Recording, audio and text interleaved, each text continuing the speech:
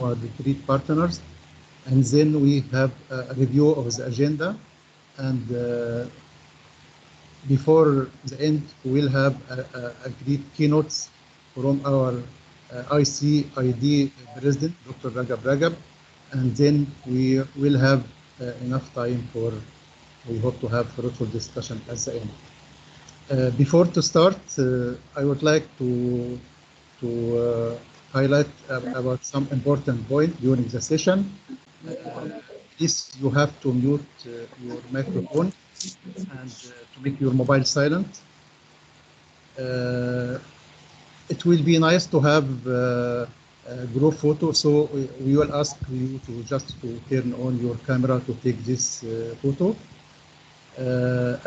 During the session, you can send any questions by chatting, and we will do our best to reply to your question at the end of the session. For the participant, it's our great honor and pleasure. We will provide certificate for attendance. So please do your best to attend all the session. And at the same time, we apologize for just we have some delay in as opening due to some technical for IT, but we will try to do our best to be on time. And all the session also we will try to be faithful with the time during the speech and so on. Before that, I would like also to mention all the session will be recorded and it will be available for the participant after the forum. Until now, we expecting to have with us about 200 participants. Until now, we almost about 91, but hope all the others will join with us very soon.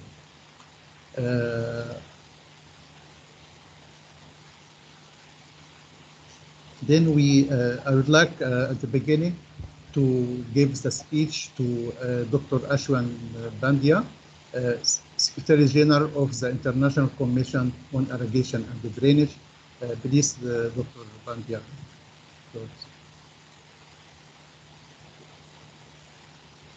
Yeah, thank you, Dr. Baba. And I think I have got about 10 minutes to speak. Yes. Okay. Please, for the speeches, maximum 5 minutes is okay. Okay. So, welcome to the 4th African Young Water Professionals Forum. I am indeed happy that we are here today with the President Ragab and Islamic Development Bank and ISCOA and Global Water Partnership and others. It is indeed a great achievement on our collective part to bring in the entire African water professionals community into one platform and have a situation where we can work together. I will very quickly, with the limited amount of time available, I'll just put a kind of a pointer to the activities of ICID that we are having and the kind of global footprint that the ICID is enjoying. I will be making available this presentation in a PDF form. So don't worry about the too much quick skipping of the slides. But this is what ICID is, that we started out in 1950, and then we have a vision 2030 in which we are having the 6 goals which are in tune with the SDG 6 and other SDGs of the UN, wherein we try to provide an opportunity to the securing a water-free, a water-secure world free of poverty and hunger through sustainable rural development. We have been recognizing the importance of irrigation since long, right from the several centuries BC. We have been having the idea that irrigation is a very important subject for ensuring the food security. And this is our membership network in which we are having a very large amount of number of countries, and almost more than 90% of the irrigated areas of the world is covered by our member countries. So you are indeed becoming a part of a global community wherein it is possible for us to leverage the entire world's experience with all of us and then benefit from it, and also provide the world the situation that you have in your own respective countries. So these are the various areas in which we have been operating, and we basically try to cooperate through our various activities, especially the working groups in which the very relevant technical issues are debated, discussed, and they are very rewarding experience. So I have been specially interested in exposing you to the thematic groups that we are having and the kind of participation that you can have by joining one of these thematic groups in which you may have an interest. And these young professionals are allowed to have an observer status in the working groups, and with that it becomes very easy for them to learn online for various activities that are happening in a particular area. So we have got very large number of groups. It will not be possible for me to even enumerate all these groups in a short period of time that we are available here. But I would like to skip through all the groups so that you have an exposure to the kind of subjects that we are dealing with in our activities. So there are every type of irrigation and drainage subject is covered under these groups, and you will find that you will get a very rich and very varied experience in these working groups. So we have, starting from the institutional and organization aspect, the various other modernization and rehabilitation aspects, then there are special aspects like sustainable development of tidal areas, land drainage, the institutional and organizational aspects, revitalization of the systems, water saving. This is a very important part where provide you with some awards of the exceptional kind of achievements that have taken place in the field. There is a rainwater harvesting, and then we have the regional working groups in each region where it is possible for us to go through various activities as a region in a specific manner. There are various awards that are available through which you can participate and get your activities recognized by working in a particular area. There are flagship events in which it will be very easy for you to participate, contribute the papers, and carry out various activities. We have also very recently launched a World Register of Irrigation Projects in which you will be able to provide the information about the world projects, the projects that are existing in your country, and also the projects that are available elsewhere. You will be able to go through. So as young professionals, it becomes very important for you to learn from these experiences. You will also have opportunity to learn and interact with various partners who are at the international level working in the areas of water and food security. There is a journal, and then there are larger number of publications. Most of these publications are available online for free. The Young Professionals e-forum is also there with us, in which in the e-forum member countries, young professionals are able to join, and for that it is very much necessary that if your country is not a member, then you may work for it and you may help us in getting your country in the membership fold so that you can become part of these activities of capacity development that happens. There are various online courses that will come your way, and you will be able to benefit from all this. So these are the various areas which are exposed to you in a very short and very concise form. And it will be possible for you to join us in the manner that you can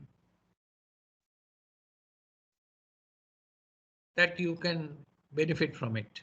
My appeal to all the participants of the Young Professionals Forum that are gathered here today will be to join the ICID network through your country.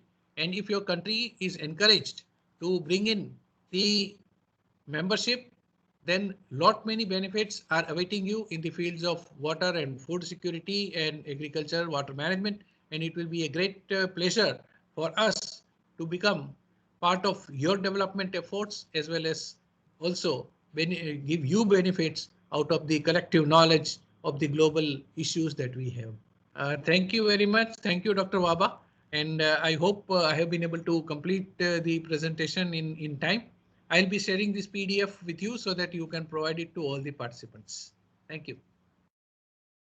Thank you very much, Dr. Bandia, for the brief presentation about the ICID and its activity. And in this regard, I would like also to encourage all the participants to be active and to try to do their best to activate their national committee, which is one of our main goals of having this young professional forum. The second speech, it's my pleasure to be the second speaker. And in this regard, Excellency Dr. Raghav Raghav, President International Commission on Irrigation and Drainage, Dr. Ashwan Bandia, Secretary General International Commission Irrigation and Drainage, ICID, Engineer Walid Haqiqi, Director of Kitchener Drain Devolution and Rehabilitation Project and the Beauty of the Cairo Water Week, Mr. Hamza Yassin, Regional Program Manager, Environmental Climate Change and Good Governance, Swedish Development Cooperation, MENA, Embassy of Sweden in Jordan, Mr. Dr. Nasruddin Obaid, Director General Arab Center for the Studies of Arid Zones and the Drylands, SAD. Mrs. Khaled Kuchani, Director Arab Center for Climate Change, Policy Climate Change and the Natural Resources Sustainability Cluster, United Nations, ESCOA. Mr. Amir Dukbek, Acting Chief Products and the Partnership Directorate for the Islamic Development Bank, and Dr. Antti Proma, Deputy Regional Coordinator from Global Water Partnership Mediterranean. Honorable guests, distinguished young professionals from African and Arab Mashriq countries,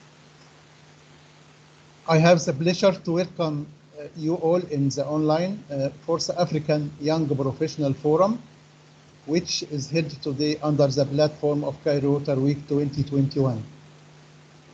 This forum is considered one of the most important activities of the African Regional Working Group of the International Commission on Irrigation and Drainage. And it is an honor to be the chief of this important working group. Honored participants, owing to the success of the first, second, and the third African Young Professional Forum, the network of this young water professional has grown to attract more than 5,750 members from all African countries, and to be a unique platform to the African continent for capacity building of African future leaders in water, irrigation, drainage, and agriculture sectors. Deriving by the success of the first, second, and the third Cairo Water Week, the forum has become an annual event convened in tandem with the Prestige Conference. Cairo Water Week 2021 is organized under the theme Water, Population, and Global Change, a Challenge and Opportunities. Valuing the important partnership fostered by the International Commission on Irrigation and Drainage, the African Regional Working Group, through the African Young Professional Forum with the Ministry of Water Resources and Irrigation, United Nations Economic and Social Commission for Western Asia, ESCOA, Swedish Development Cooperation, MENA, Arab Center for the Study of Arid and Dry Land, ACSAD, of the League of Arab States, Global Water Partnership Mediterranean, and the Global Water Partnership Africa Coordination Unit and the Islamic Development Bank, ICID, and its partners are working collaboratively to organize the 4th African Young Professional Forum virtually online during the Cairo Water Week 2021. The 3-day forum will consist of 7 sessions, along with the opening and the closing session.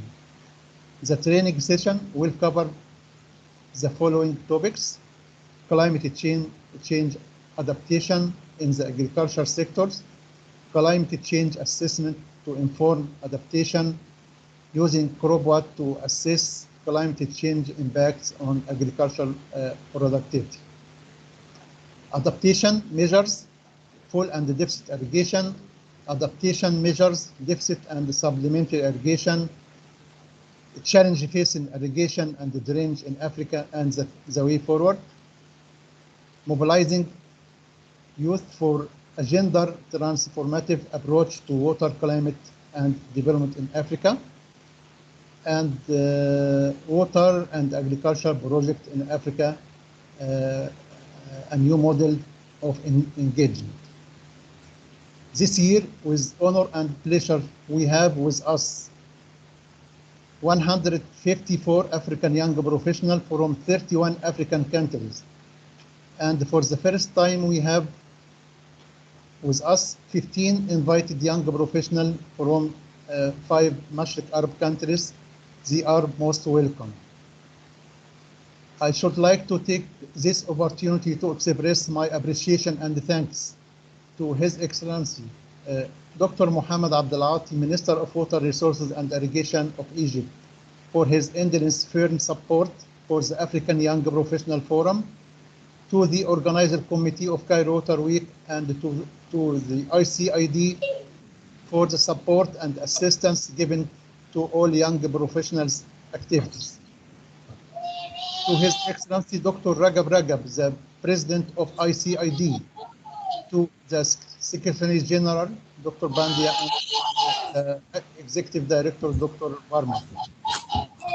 To the Economic and the Social Commission for Western Asia, ESCWA, and all its staff for the financial and the technical support. Special thanks to Mrs. Carlos Shoshani and Mrs. Rola Magdolani and all the team, Dr. Ziad and Dr. Marlin. To the Islamic Development Bank, and a special thank to Dr. Nizar and all the staff, to the Global Water Partnership, and many thanks for Dr. Antti Roma. Excellencies, distinguished participants, the African Regional Working Group has also risen to hold 4 remarkable regional conferences since its establishment, and is scheduled to host the 5th African Conference on Irrigation and Drainage during the period 23 to 27 November this year in Marrakesh, Morocco, on the theme Sustainable Management of Irrigation for Improved Resilience of Agriculture in Africa. Also, it gives the honor, the pleasure to the Moroccan National Committee to host the 10th Micro Irrigation Conference, which is planned to be organized end of 2022. And it will be in Morocco, and to hope the situation will be good to confirm about the organizing of this conference.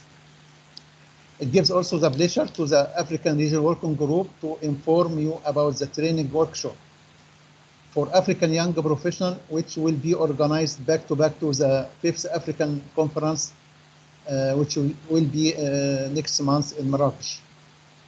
It will be hybrid, and there will be some rooms for African young professionals to join online. In fact, in spite of what is achieved in the African Young Professional Forum till now, we do believe that we are still in the first step for a long trip. There are very serious challenges in Africa, such as poverty, hunger, health, droughts, floods, and climate change impacts. This challenge needs more hands to work together with us for a real sustainable development. We are keen to work together for capacity development, training, and education in water, irrigation, drainage, agriculture, environment, and other related fields for Africa and for other regions also. We have the full confidence in African Young Professional Forum, the future leaders, that they will provide us with the power to face those great challenges. Before I end my opening remarks, let me thank all of you for being with us today to make this forum a success.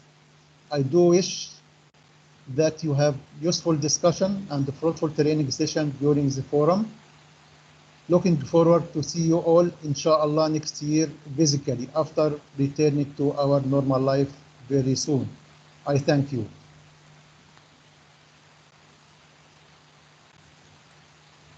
Thank you, sir.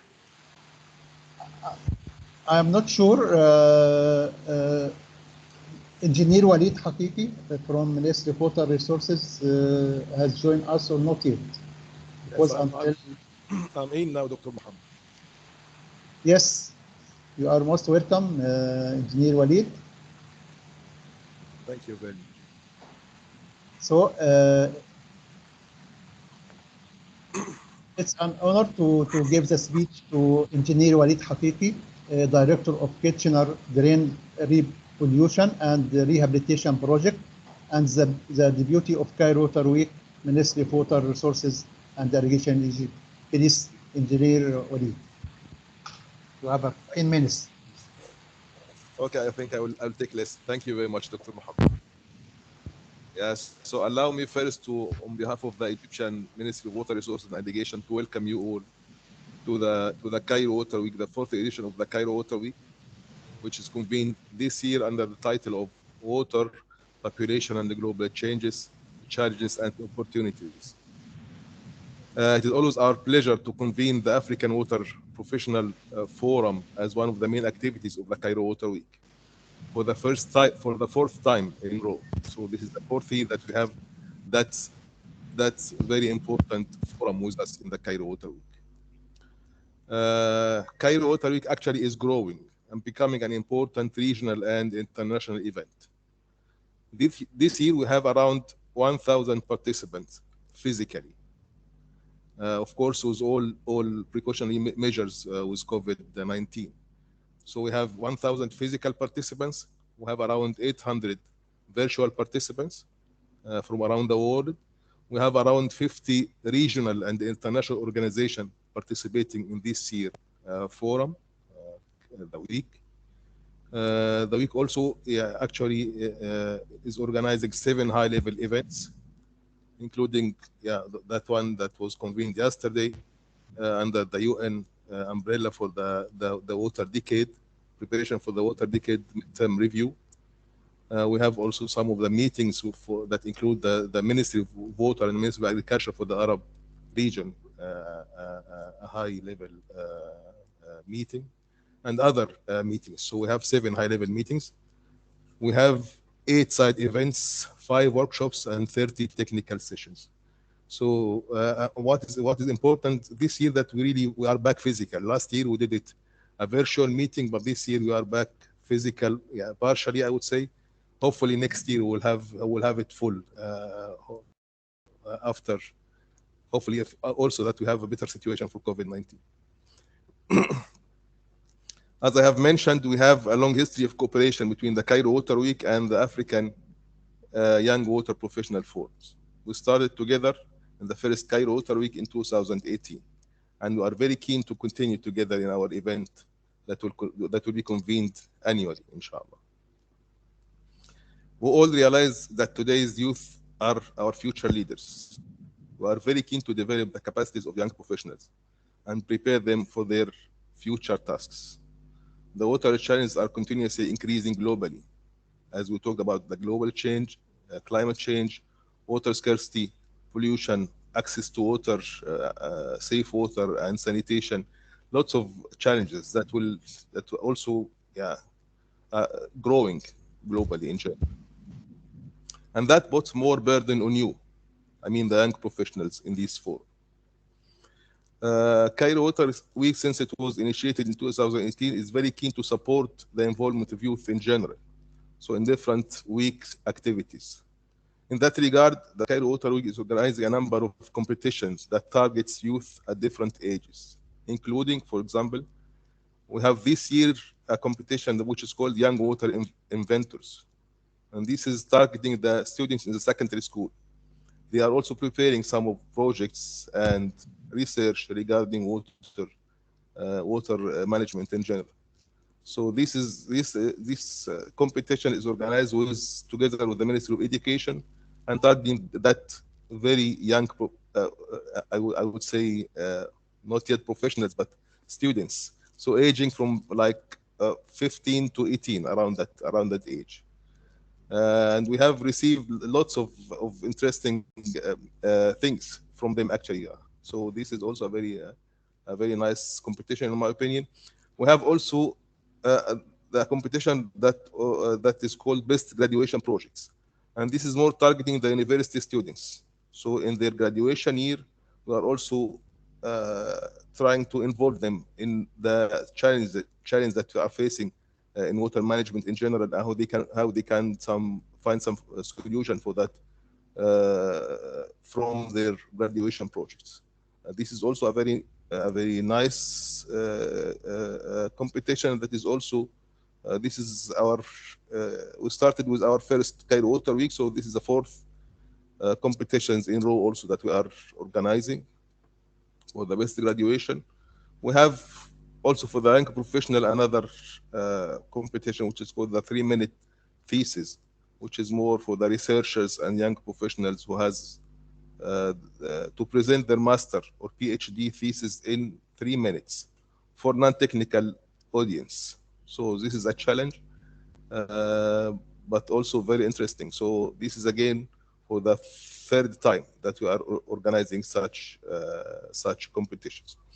The winners of the 3 competitions will have the chance to present their projects or research in a special session during the Cairo Water Week.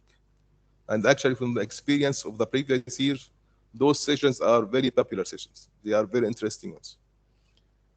They really contribute to raising the awareness and involvement of youth at different ages. Yeah, finally, I want to thank our partners in convening the African Young Water Professional Forum. I'll say ESCWA, Islamic Development Bank, ICID, ICID African Group, GWP Med, ACSAD, Swedish government. I hope I didn't forget anyone.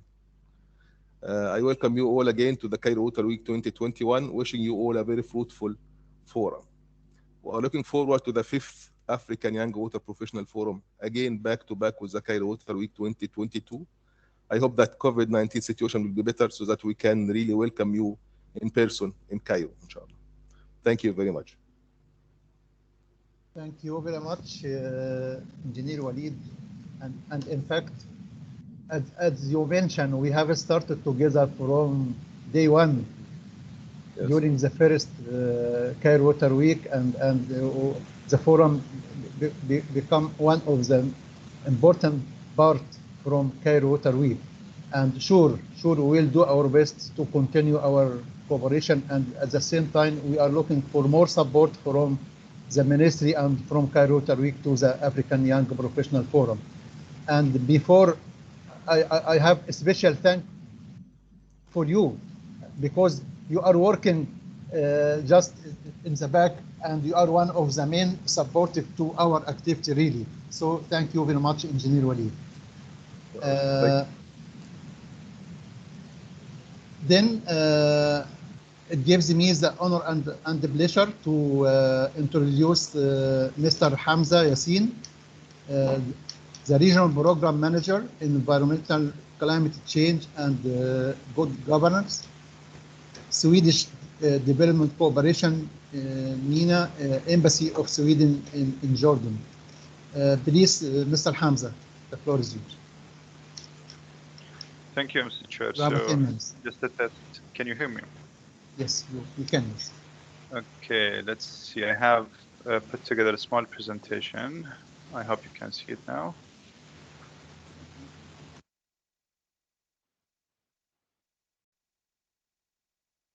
Can you see the presentation now?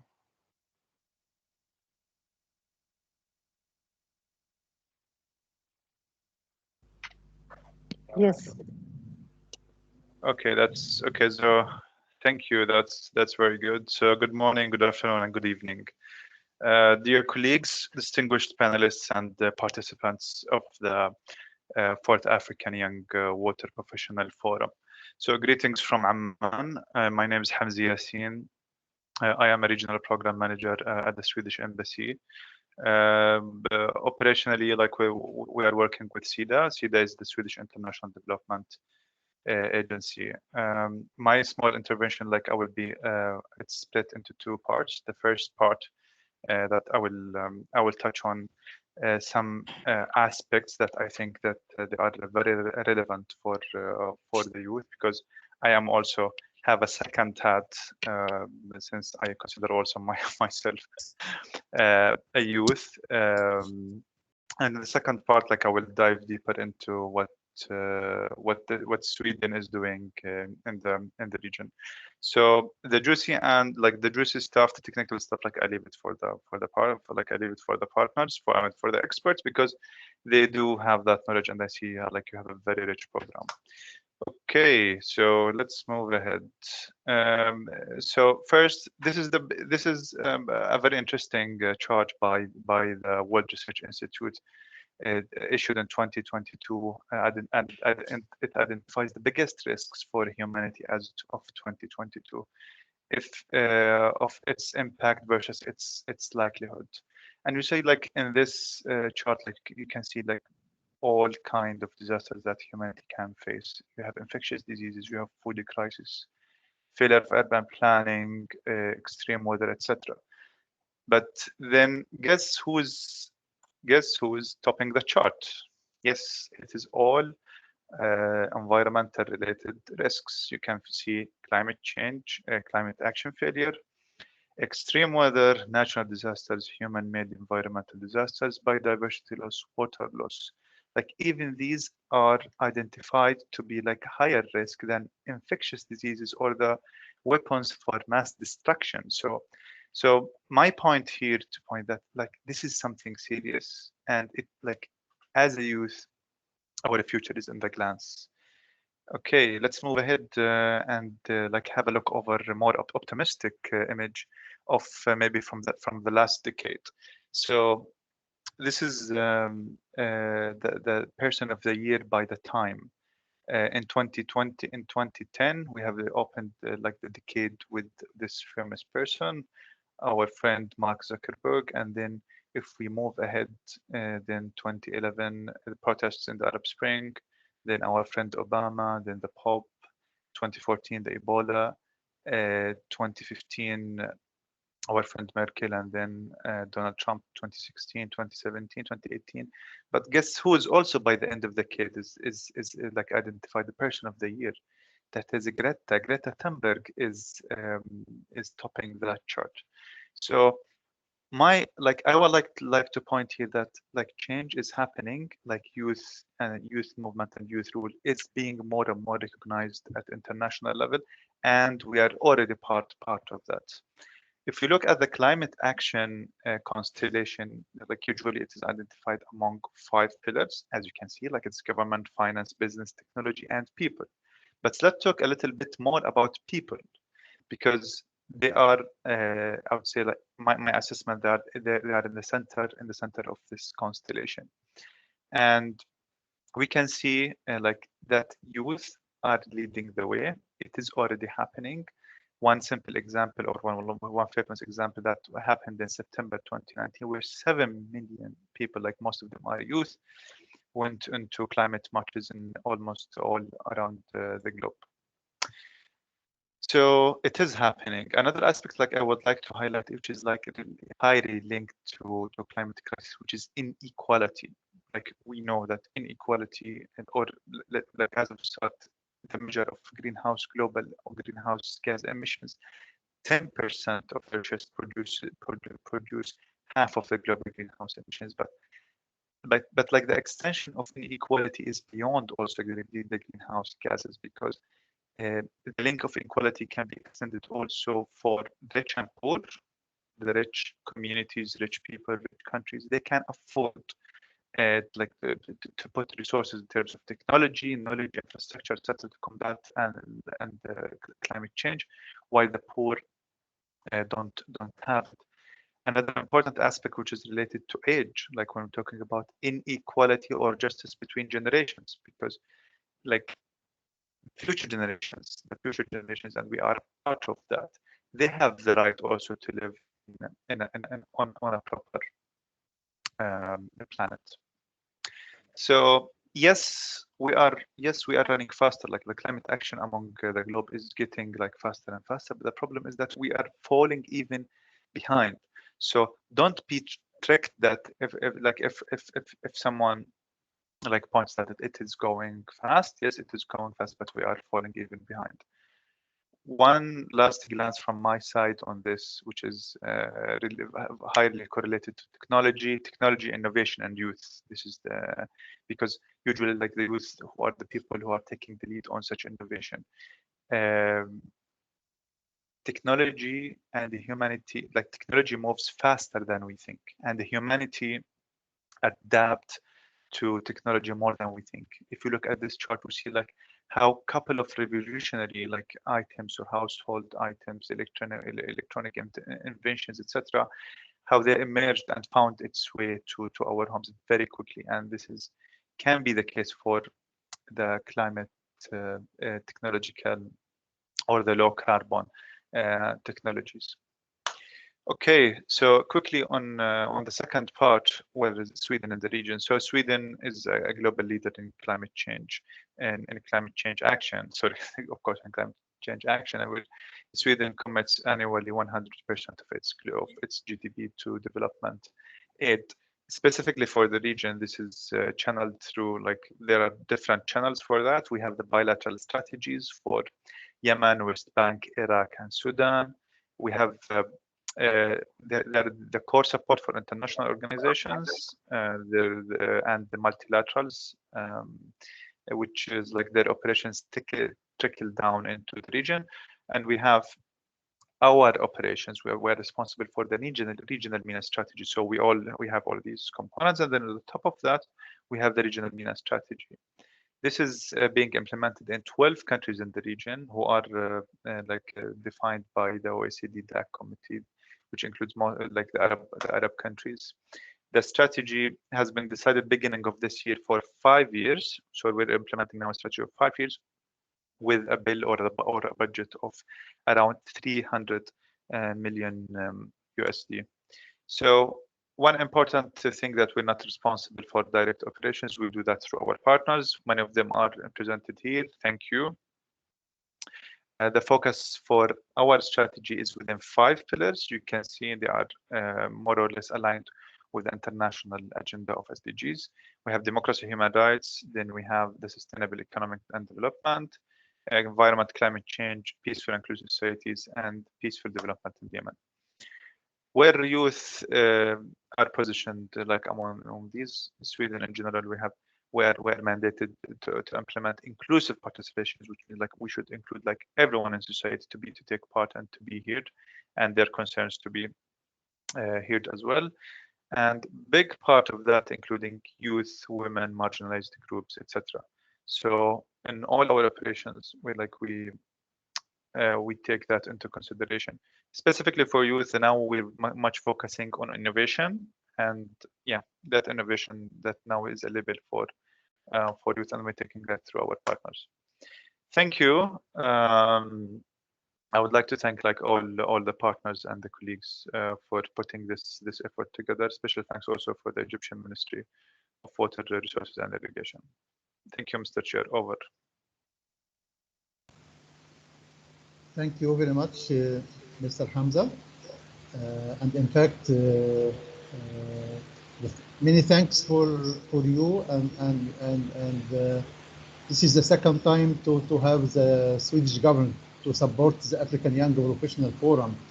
And in general, we appreciate all your support for the developed countries, especially for non-developed countries, for how to to face the challenge of climate change and to achieve the sustainable development goals.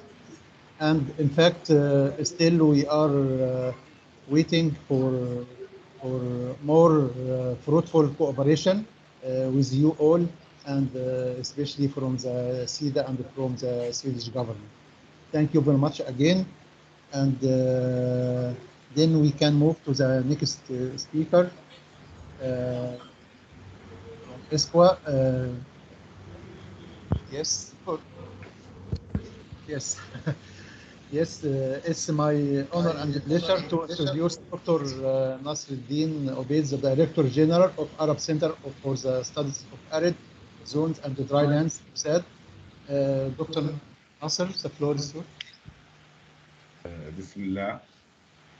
سعادة السيد البندية السكرتير العام للجنة الدولية للري والصرف، سعادة الأخ الدكتور رجب رئيس اللجنة الدولية للري والصرف ICID، وسعادة الدكتور محمد وهبي رئيس مجموعة العمل الإقليمية الأفريقية في اللجنة الدولية أيضا للري والصرف، وسعادة السيدة كارول شوشاني شرفاني رئيسة مجموعة تغير المناخ واستدامة الموارد الطبيعية لجنة الأمم المتحدة الاقتصادية والاجتماعية لغرب آسيا الإسكوا، سعادة ممثل البنك الإسلامي للتنمية، وسعادة ممثل الشراكة العالمية للمياه البحر الأبيض المتوسط. أيها السيدات والسادة المشاركين الحضور، من أجمل اللحظات وأكثرها تأثيراً في نفسي أن أكون اليوم على أرض الكنانة مصر الحبيبة ذات التاريخ المجيد والحضارة العريقة والشعب الطيب المعطاء بصحبة نخبة من العلماء والباحثين وأصحاب القرار عبر هذا الحدث الهام الذي تنظمه جمهورية مصر العربية كل عام لتدارس قضية تعد واحدة من أبرز وأهم القضايا التي تعاني منها المجتمعات الإنسانية ومنها مجتمعاتنا العربية والأفريقية، وهي قضية المياه وتوفرها وإدارة استخدامها، التي كانت ولا زالت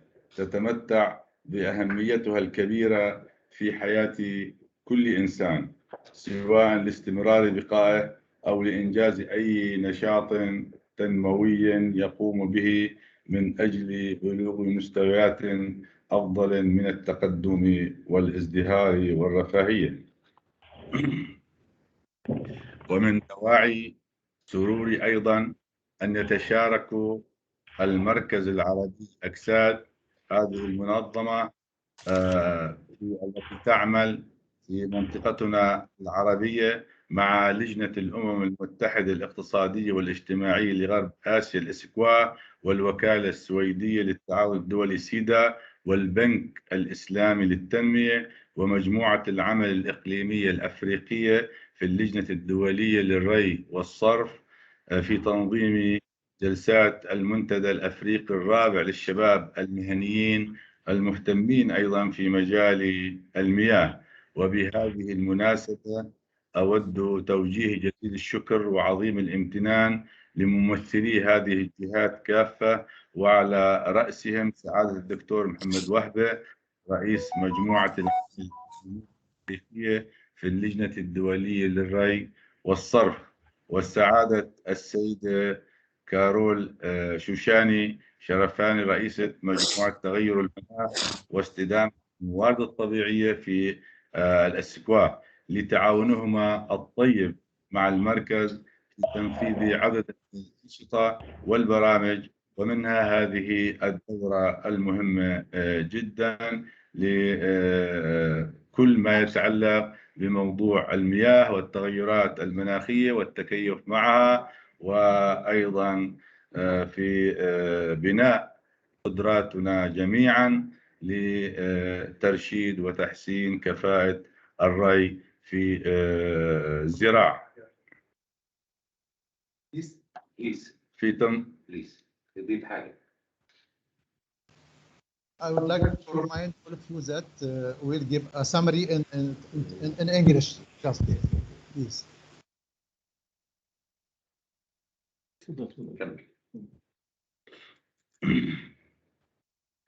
كما أود الترحيب بالسادة المتدربين من الدول الأفريقية مع الدول العربية أيضا المشاركين في هذه الدورة، متمنيا أن تكونوا عونا لهم في تعزيز مهاراتهم العلمية والمهنية والفنية والعملية في إدارة الموارد المائية في بلدانهم وتقدير آثار تغير المناخ والتكيف معها، تعزيزا للأمنين المائي والغذائي اللذين أصبحا وجهان لعملة واحدة لا ينفك أحدهما عن الآخر. أيها السادة والسيدات الحضور، حرص أكساد خلال المشاركة في تنظيم هذه الدورة على أن تكون في إطار المهمة التي يسعى دوما لإنجازها بأمانة منذ تأسيسه، وهي تحقيق الأمن المائي. هو الركيزة التي لا غنى عنها لتحقيق الأمن الغذائي وبلوغ أهداف التنمية المستدامة، مع الإشارة إلى أن أكساد وضع وأسهم بشكل فاعل وأساسي للاستراتيجية العربية للأمن المائي ولمواجهة التحديات والمتطلبات المستقبلية للتنمية المستدامة 2030، ويشارك أيضا في إنجاز خطتها التنفيذية. في هذا الإطار ركز أكساد على تعزيز القدرات العربية والإقليمية في مواجهة التحديات والضغوط التي تتعرض لها الموارد المائية، ولا سيما في البلدان ذات الندرة المائية. وبناء عليه أنجز الكثير من الدراسات والبحوث ونظم العديد من المؤتمرات والندوات وورشات العمل. هذه البحوث التي أصبحت قصص نجاح حقيقية في منطقتنا العربية بشقيها الآسيوي والأفريقي، وأيضا التكيف مع هذه التغيرات وتقدير الاحتياجات المائية للمحاصيل الزراعية ورفع كفاءة الري، مع عدد كبير من الجامعات ومراكز البحوث والهيئات والمنظمات العربية والدولية ومراكز البحوث المؤسساتية الحكومية في كل الدول العربية، وعلى رأسها الأسكوا والفاو والمنظمات الأخرى.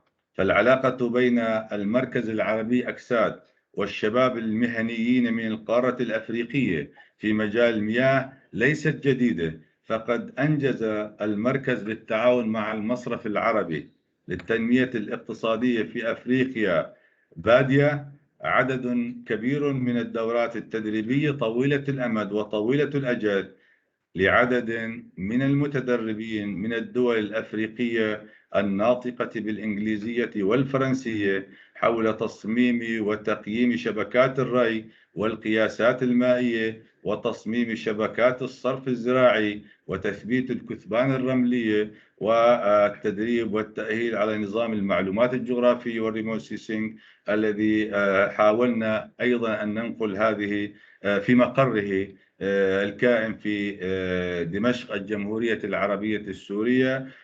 كنا نريد أن ننقل كل هذه التجارب وننفذها أيضا في عدد من الدول الأفريقية. أكثر من 200 أو 300 متدرب شاركوا بهذه الدورات وأصبحوا مدربين، وما زلنا نتواصل مع معظمهم.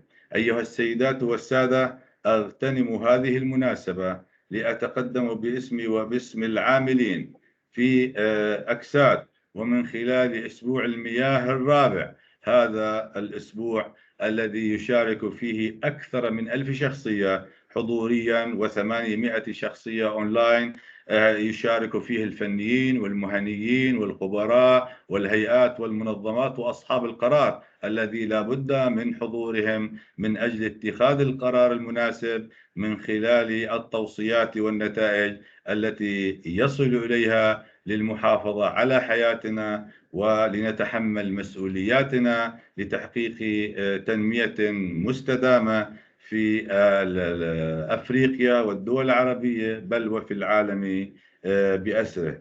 لا بد الشكر الجزيل لكل الجهات التي ساعدت في تنظيم هذه الفعالية، وإلى مصر العروبة قيادة وشعبا لاحتضانها الدافئ لكل وافد وكل مقيم عبر تاريخها الحافل بالكرم والعطاء، متطلعا في الوقت عينه إلى مزيد من التعاون في المستقبل في أي مجال من المجالات التي تقع ضمن مهام واختصاصات هذه المنظمة، مع أمنياتي القلبية للمتدربين في هذه الدورة طيب المشاركة وعظيم الفائدة والتواصل دائما للحصول على كل ما هو مفيد لنا والبشرية جمعاء. والسلام عليكم ورحمة الله وبركاته.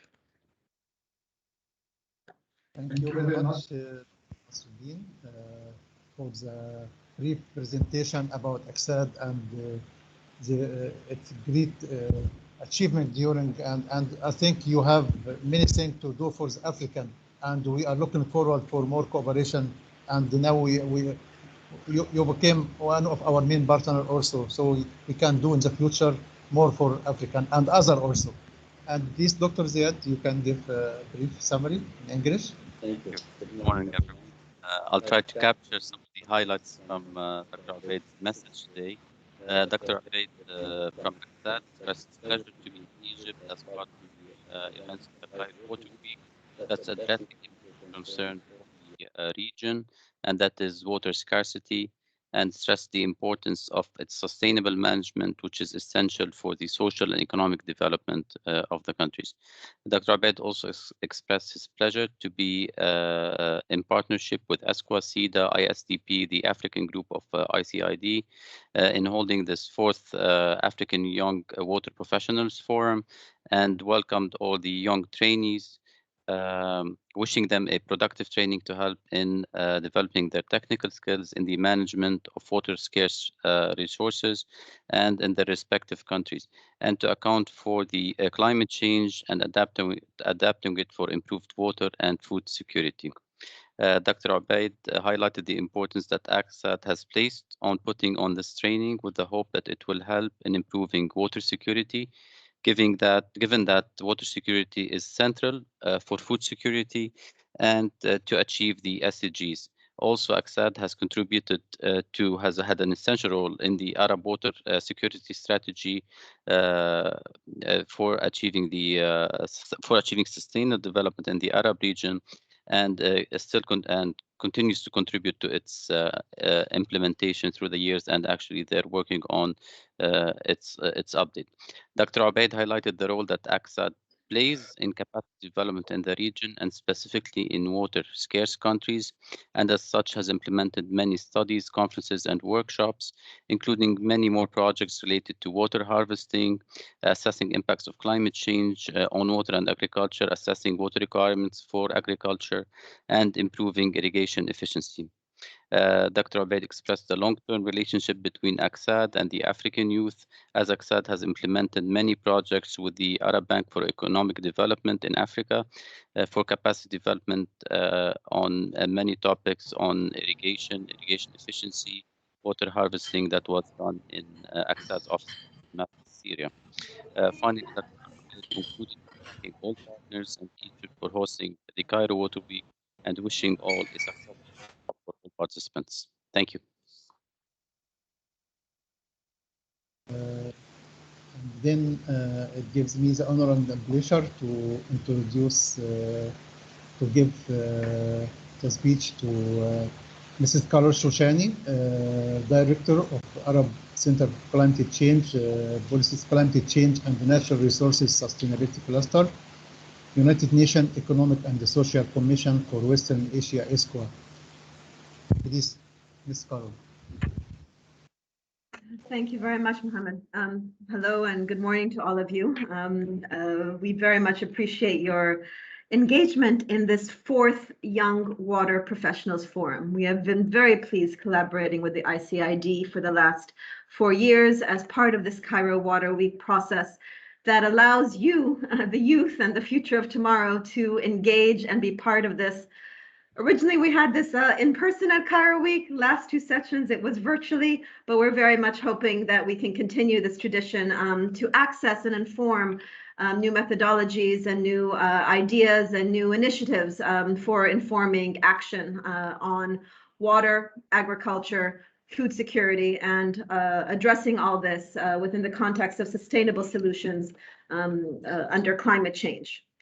So, and I'd also like to highlight then in opening, we really appreciate the partnership we have not only forged with ICID, but also with our partners under the RICAR umbrella, ACSET, of course, who you just heard from, and the Swedish government, who has been, and who you heard about from previously, who have been active supporters of engaging youth, and again, the decision makers of tomorrow on better understanding about water and agriculture interconnections. And in the last few years, we've also been pleased to have GWP and the Islamic Development Bank with us, again, under the umbrella of this Cairo Water Week hosted by the Ministry of Water Resources and Irrigation of Egypt. I won't dwell a lot on background. I hope you are familiar with ESCWA at least a bit. We are a regional commission, one of 5 regional commissions that serve the United Nations Secretariat, and we serve the Arab states of the region. So while this forum focuses on Africa, we are very pleased that we are extending the forum to also include participants from the Mashriq region. And my understanding from Dr. Mohammed is maybe this will multiply even to other regions in the future.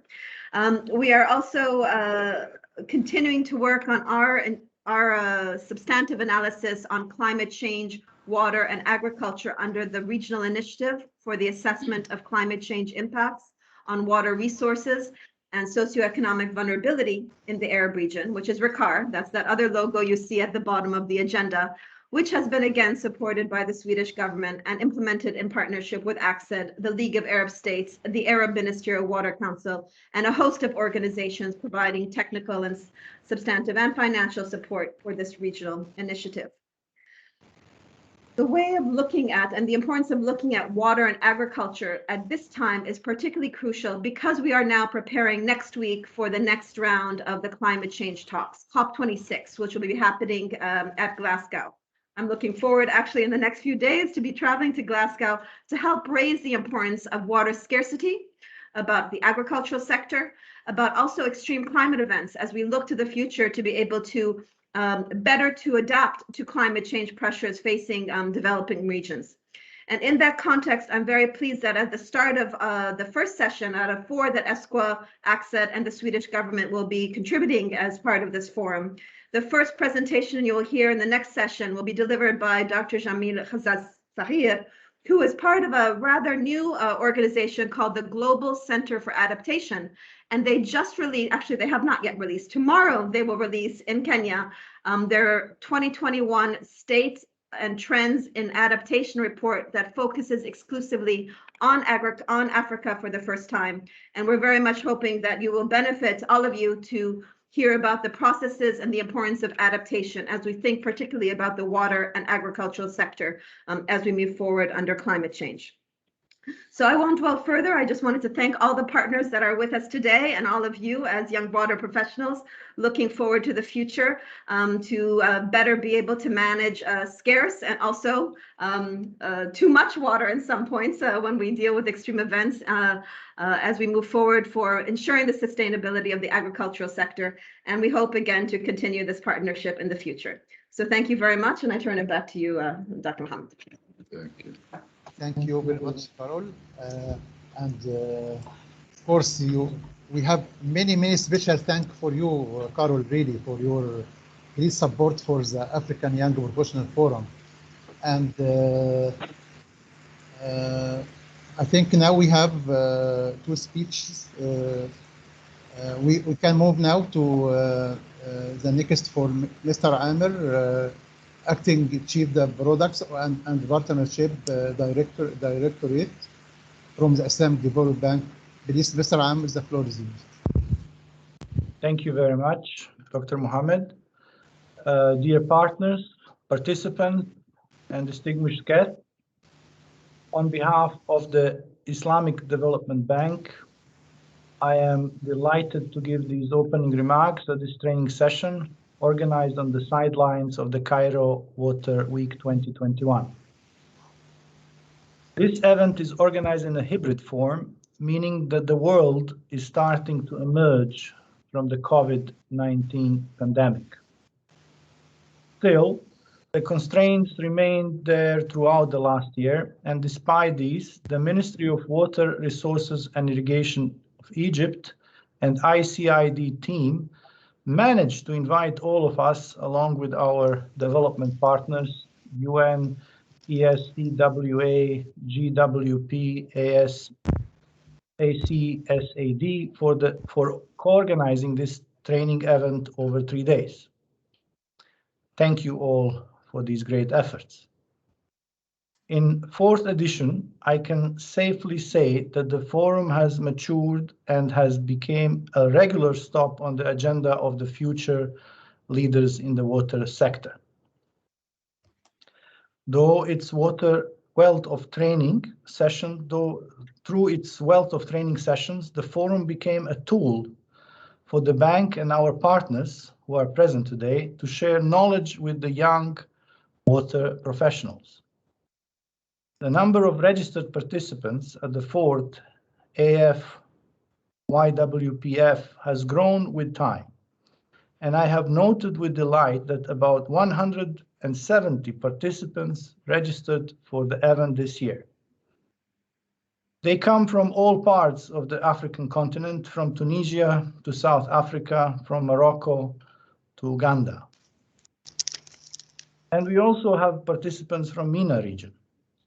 This will surely make this training enriching and dynamic.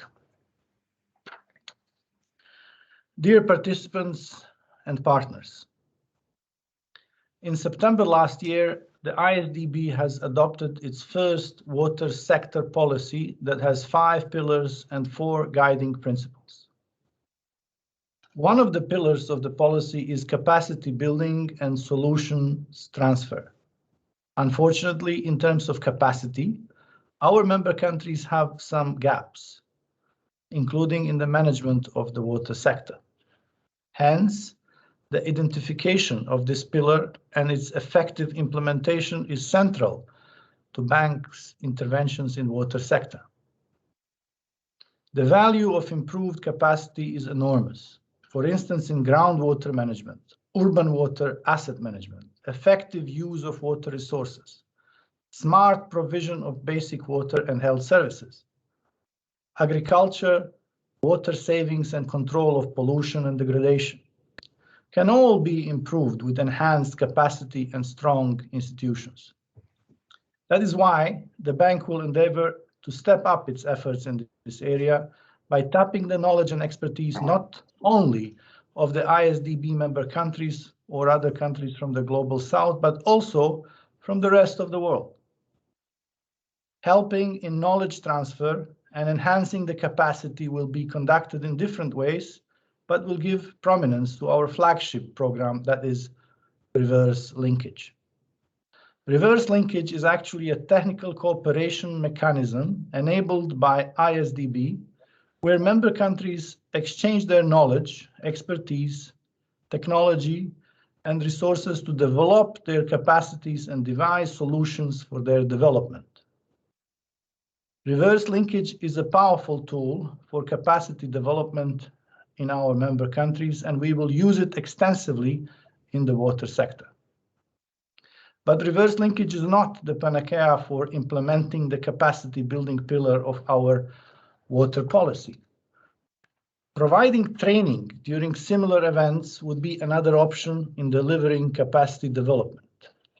There will be a dedicated session organized by ISDB on the 27th afternoon for the participants to benefit from the experience of ISDB programs in water sector. As for the water sector policy, guiding principles, which I have mentioned earlier, will not bother you with details as sector. I will not bother you with details as the sector policy can be downloaded from our website. But I would like to focus on the guiding principles, that is science, technology, and innovation. Water operations on the ground provide unique real-life opportunities to apply science, to apply technology, and to introduce innovations. In the water sector, there are many innovations which can be applied more widely and would contribute to the impact and efficiency of operations. Examples of such innovations include remote sensing in water management, smart metering in groundwater use, machine learning in performance monitoring, digitalization in water management, etc., etc. In this regard, the bank will be working to create the right ecosystem for embedding these innovations. But your role in this as future leaders in water sector is paramount.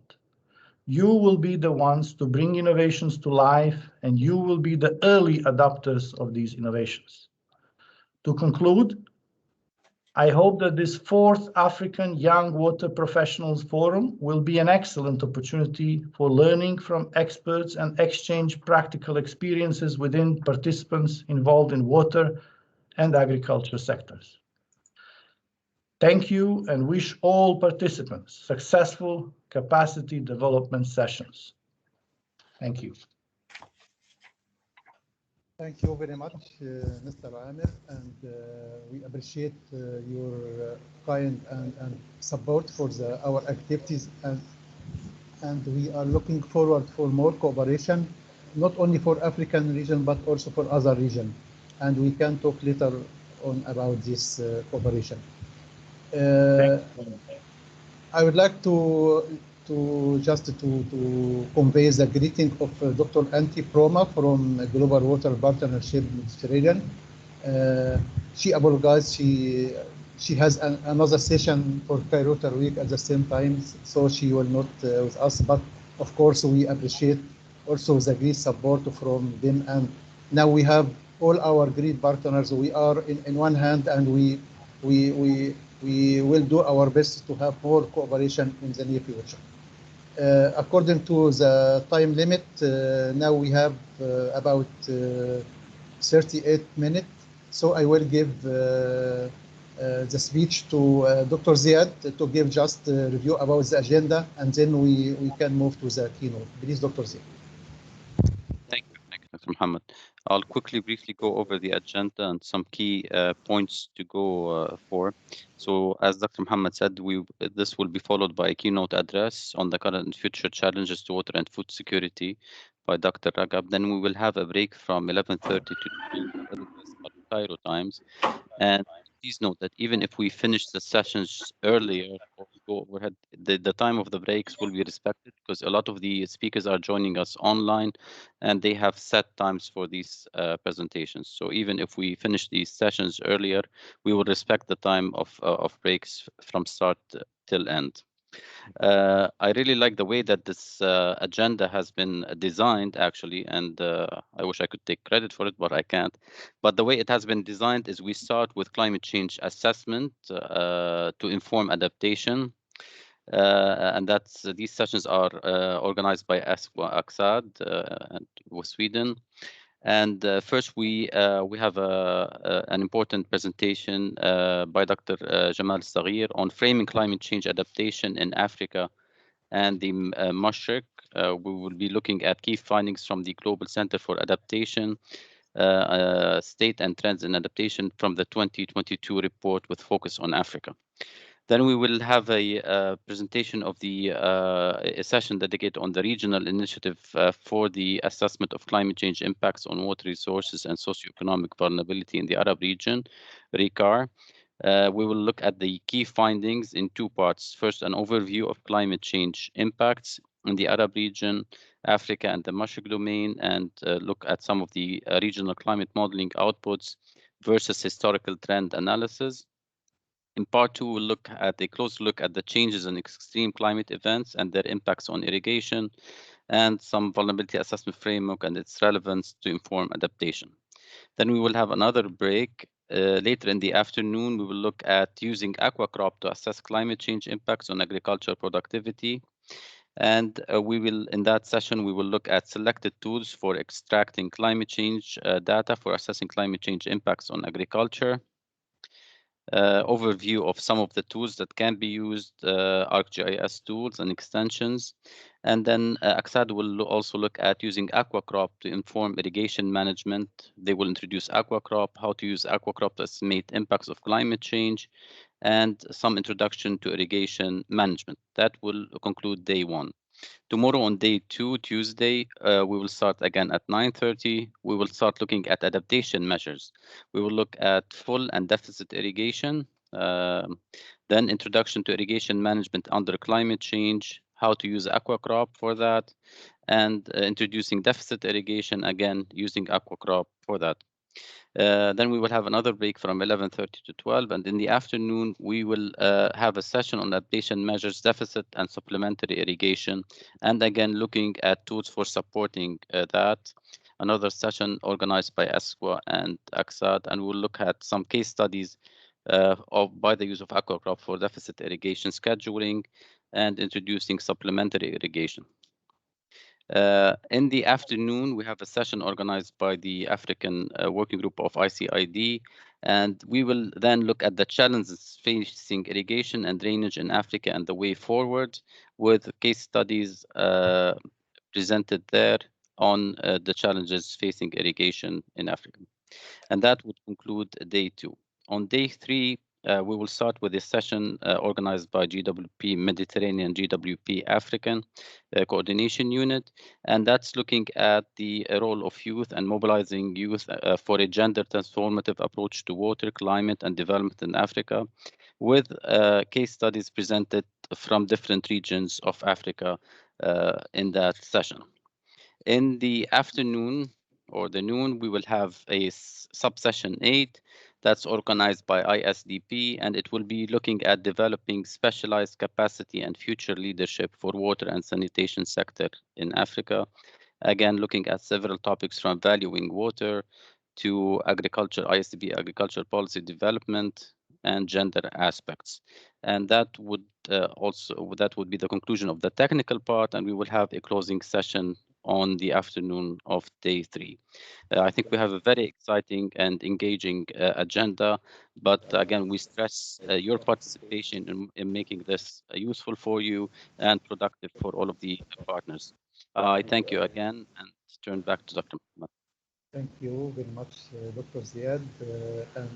Now we are at the end. We are keen to hear from our great President of ICID, Professor Dr. Ragab, for his keynote address on the current and the future challenges to water and food security. Please, Dr. Ragab, the floor is yours. Thank you. Let me share first.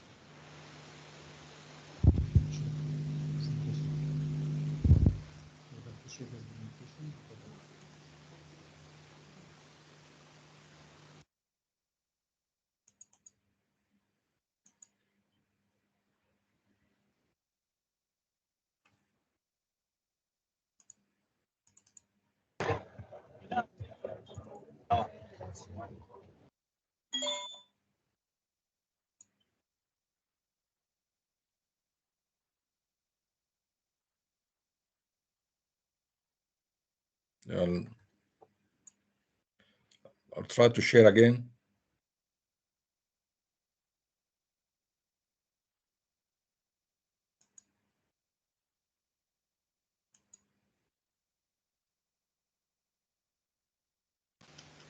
Dr. Ragab, can you try again? Well, I'm trying now. I'm trying again.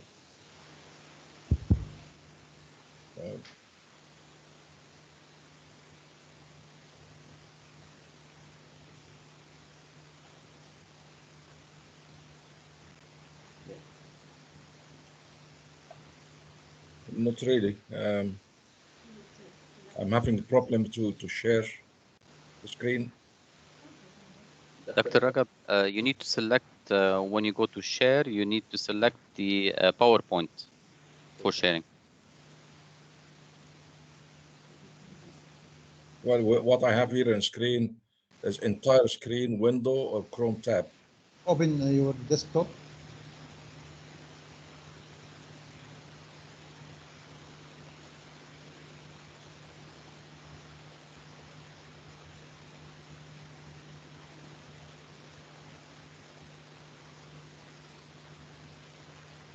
Now open your presentation and maximize it.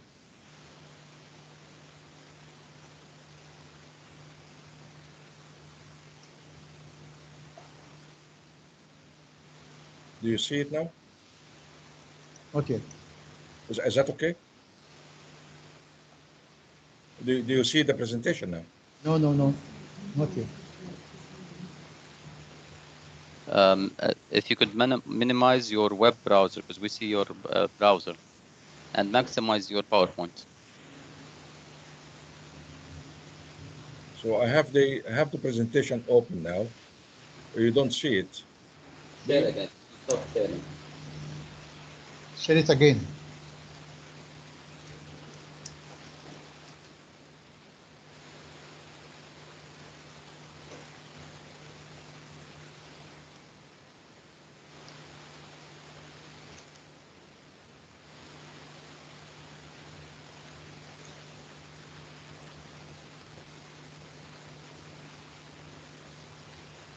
Yes, it's okay now. Just maximize it, and you can start. Okay, just a second.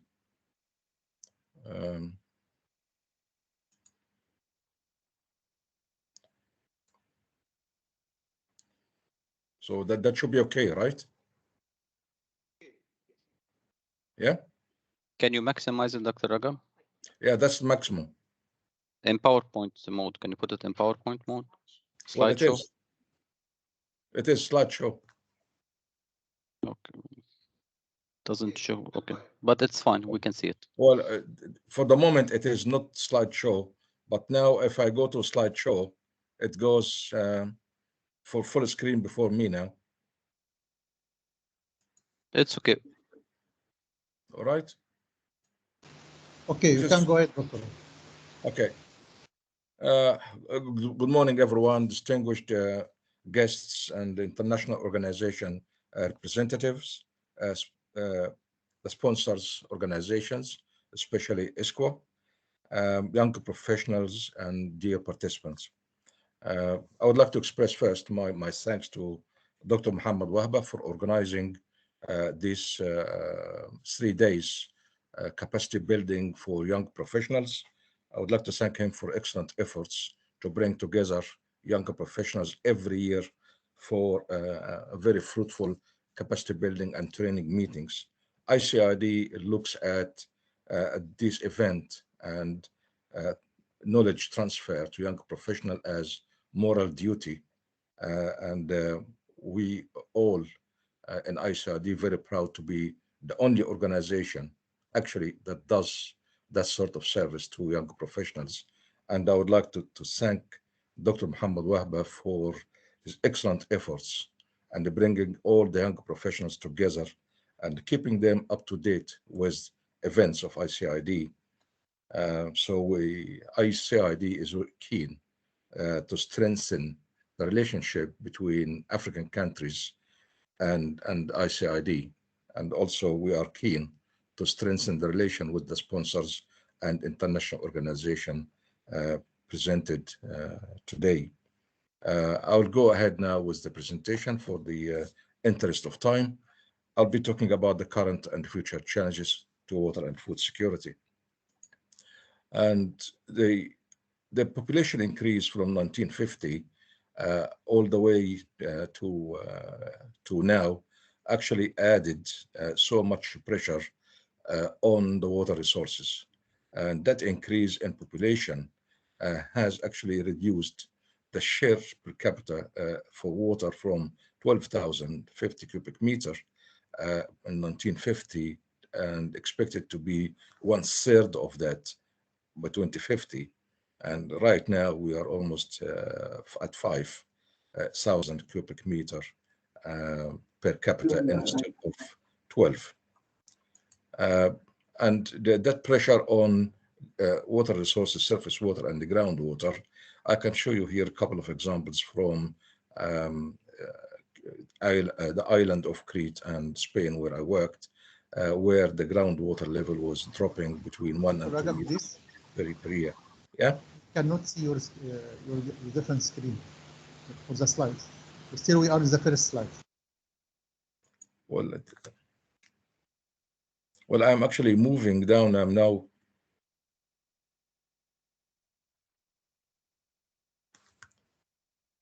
I'm here now in. This is slide number 2. Do you see slide number 2? Do you, yeah. Do you have different 2 screens, Dr. Rakab, or 1 screen? Well, the presentation is 1 screen, and the conference is another screen. You have. That's why you have to move. There should be a red frame. Whatever you're sharing should be in that red frame. So do you see that now? We see now the second slide, but it's Okay. not in full presentation mode. So if you can switch the screens.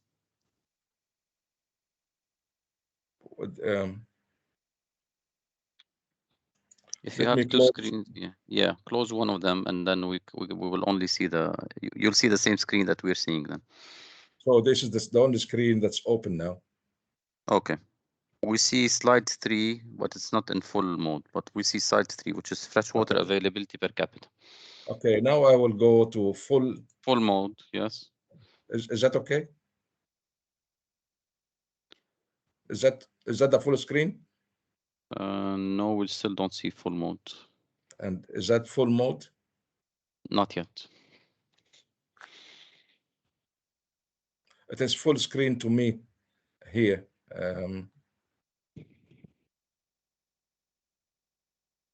It's if you I think if you can switch between presenter screen and the other one. Well, this is the one that it's not full screen. Okay, but this is what we're seeing. The one not full screen is the one we're seeing. We're on number 3.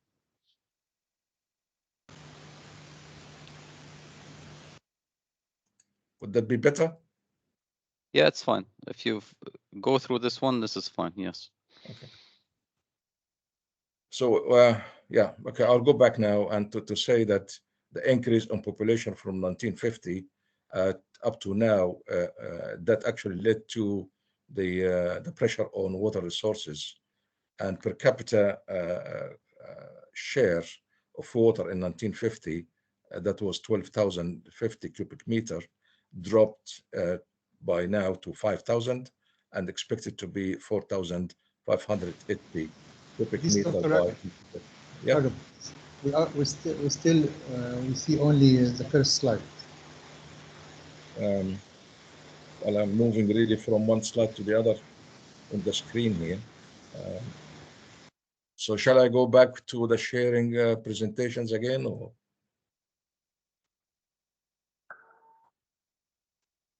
Okay, now we can see Dr. Bahma, he can share through his computer.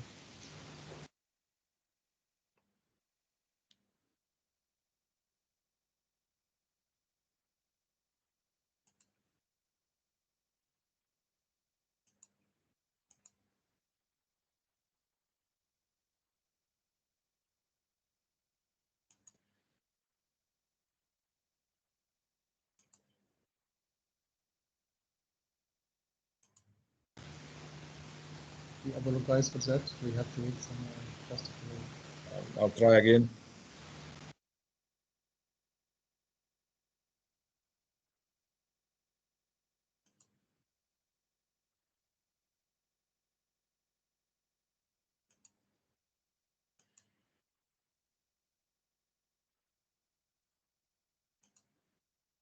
Is it moving now? This is the first. This move to the second.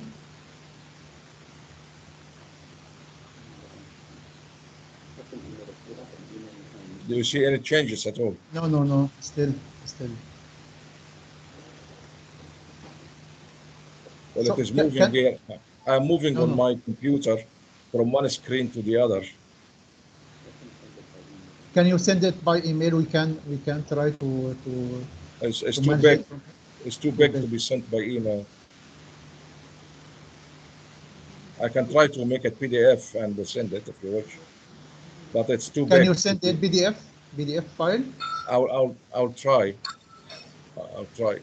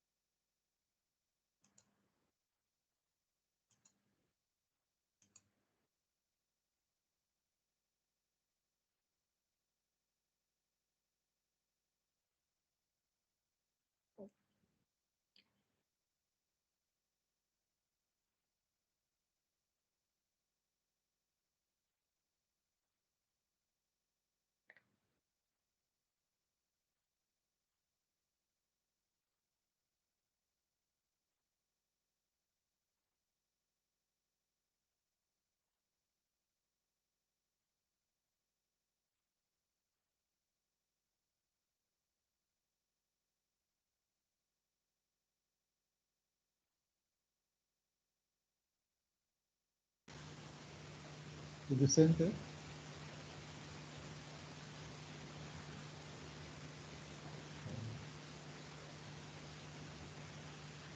I just converted it and I'll see how big the size is.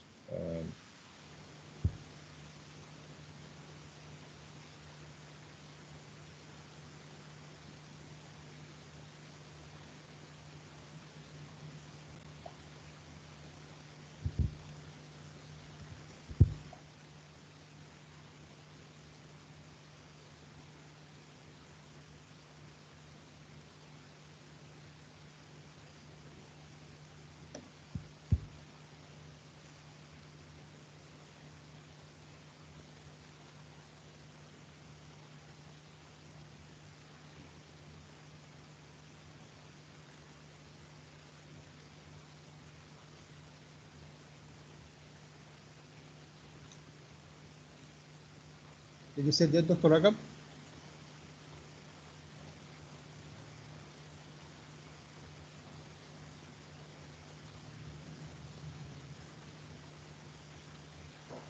Dr. Ragab?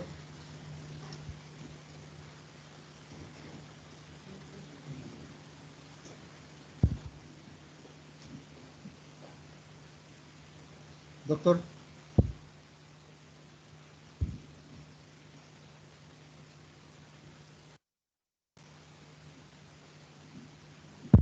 Dr. Ragab, please.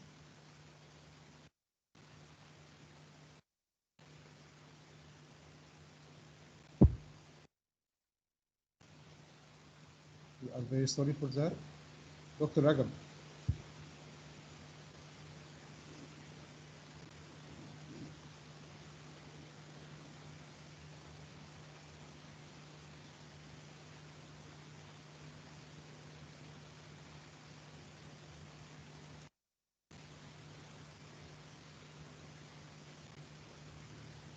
Is that okay, Dr. Ragab?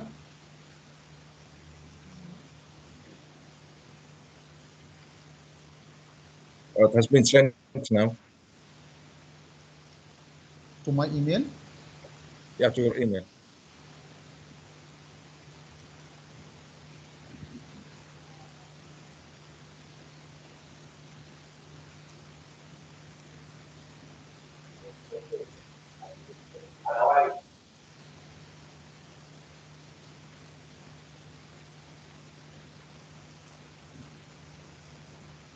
Yes.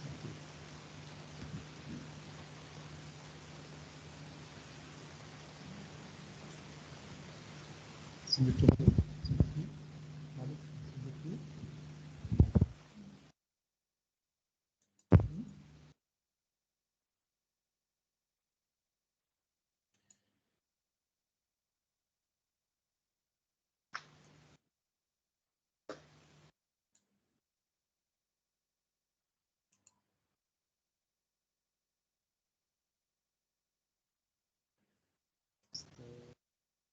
Second.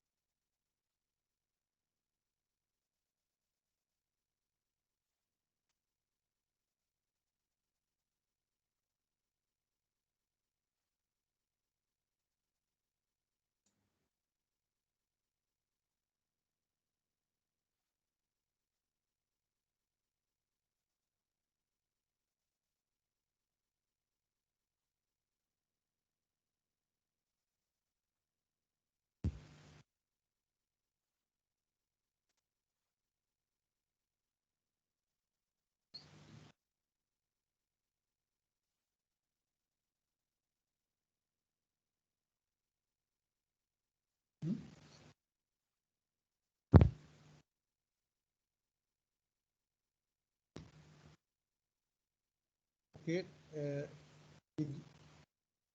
You see my screen now? Yeah, I can see it. Yeah. Okay. So please, I will.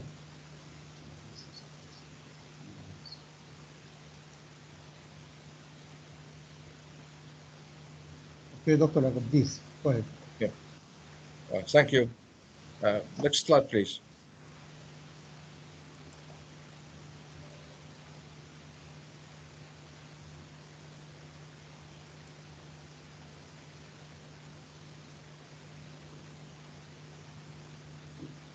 Yeah, well, in this slide, what we see here is the increase in population from 1950 to 2020. And that increase in population also added to the pressure on water resources. And next slide, please. And if you look at that slide, the per capita freshwater availability, can you go up slightly so you can see the numbers under those? Yeah. So in 1950, we had per capita 12,000 cubic meters, and currently we have about 5,000 cubic meter per capita, expected in 2050 to go to 1/3 of 1950. So in 100 years, the per capita water share went down to 1/3. Next slide, please. And examples here from the pressure on water resources due to the increase in population. We can see here a drop of 1 to 2 meters in groundwater level in two places here where I had to work in Crete and Godiana in Spain. And that shows actually quite a big drop in the groundwater level due to the population increase and the demand on water and food. Next, please. And this is an example as well, recent example from exploitation of groundwater in so many countries. And you can see here some countries like Saudi Arabia, for example, the exploitation of water is 1,210% of its renewable rate. So you can see here over abstraction of groundwater in so many regions, and the United Arab Emirates 1,210%, and the Qatar 490, Saudi Arabia is 321% of renewable recharging rate. Next, please. The current challenges here, I listed what we are really facing now. We have population increase in the face of limited water resources, and water use expected to increase by 50% by 2050. We also need to double food production to feed 9 billion by 2050, and by 2030, 40% overall gap between global water supply and the demand. Limited productivity of land. We have about 30% of agricultural lands are degraded already. We have increase in global energy demand by 30 to 40%. We have limited nutrients such as phosphorus and potassium, and also have a competition between biofuel and the food for water and land. And also we have food waste about 40%. Next, please. In addition to that, we have evidence of plateauing cereal crops. Maize, rice, and wheat is a major concern in order to meet demand without large expansion of crop area. The other challenge we have, climate change, of course, projected increased vulnerability of agricultural sector in developing countries. Also, we have trouble to accept the biotechnology, and we need also to introduce affordable and intensive and precision agriculture, and also to satisfy these demands while maintaining ecosystem, livelihood, fisheries, and biodiversity is also a big challenge. So the pressure on water also comes from population increase, and that would increase the demand for food, diet changing, greater demand for thirsty crops, meat, dairy products, and also increased demand out of season crops like melon, strawberries, and changing climate with more frequent drought events and increased demand for biofuel and crops. Water, food, and jobs is really are really linked to each other. And here you can see demonstration in California, where we see the farmers writing, "We farm, you eat, water is equal to food." So there is a link between water and food, and also with the energy. So the three actually are the nexus now. And next slide, please. So the linkage between these three brought a new concept: more crop per drop per kilowatt and per unit area of land. So that's now our new concept to work on in ICID. And the climate change now is actually affecting water and food security. And next slide, please. Next. The next slide here shows that in terms of food, there will be a falling in crop yields in so many areas of the world. And also in terms of water, there will be significant decrease in water availability in so many areas of the world, especially in the Mediterranean and South Africa. And also we have rising intensity of storms, forest fires, drought, and the flood. So we have really to take that into consideration. Next slide, please. Our work in different parts of the world. I'll just show example of work we did in Italy, Cyprus, and Brazil. Next, please. Shows that there is a gap between supply and the demand, and this is here from the island of Cyprus. By 2050, we will be having a wider gap between water supply and the demand. Another example from Italy, and here also you can see in that slide, move a bit, yeah. Also a gap between water supply and the demand with different scenarios. Next, please. And here also in Brazil, you can see the impact of the climate change will lead to a decrease in the groundwater recharge and also surface water in the northeast of Brazil, Recife and Fortaleza area. Next, please. And the last study we did here on drought on 7 catchments in the UK, from Scotland in the north all the way to Wales and Cornwall on 7 catchments. And also we saw there is a gap also in the UK. Apart from the Scotland catchment, the gap is quite big with other catchment in the Midlands and south of the UK. And I'll show you here one of the catchments out of those 7. Here is the Don catchment in Midlands in Sheffield area. And if you scroll down, you will see here the impact on the river flows of the Don River, that actually it is decreasing in different scenarios with highest actually decrease in river flows with the high emission. Next slide, please. And also the groundwater recharge also in that catchment is decreasing for the 4 seasons with the highest emission scenario, giving us the highest reduction in groundwater. And this is also the gap in that catchment by 2100. And it is a widening gap really in that catchment. And this is repeated in the other 7 catchments. And also we used here the field scale model SaltMed, which is a free model available at ICID website. You could download and use. We also use that model to see the impact of climate change. Here is a PhD student from Napoli, Italy, and he also applied that model to see what would be the impact. Scroll down, please. On scroll down as well. Yeah. Scroll. Yeah. No, the one before. Yeah, this one. So here you can see the results that the impact of climate change would actually result in a shorter season from 114 right now to 98 days by end of the century. And also you have a different sowing date and different harvest date. So the climate change has really its impact, and that's really quite a challenge.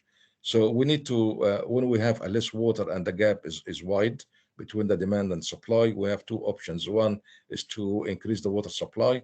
2 is to improve the water use efficiency.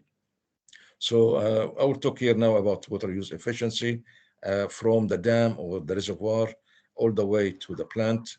Currently, the water use efficiency, as you see, or water conveyance efficiency are really reducing from the reservoir all the way to the field, where sometimes the efficiency goes down to 30% or something. And some farmers here in the UK, they started to minimize the losses by evaporation by having a floating solar panel, and that would reduce the evaporation. And also some farmers here, they started to, some parts of the world, to cover the canals with also solar panel instead of using the land. So they relieve the land for food production, and they cover the canals by the solar panel.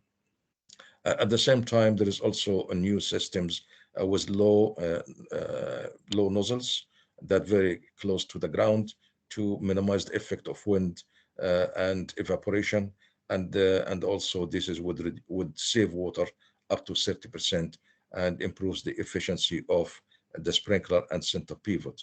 And we also used something, we call it partial root drying method, using drip irrigation, twin lines, and the plant is in the middle of the twin lines, and we operate only one drip line at a time.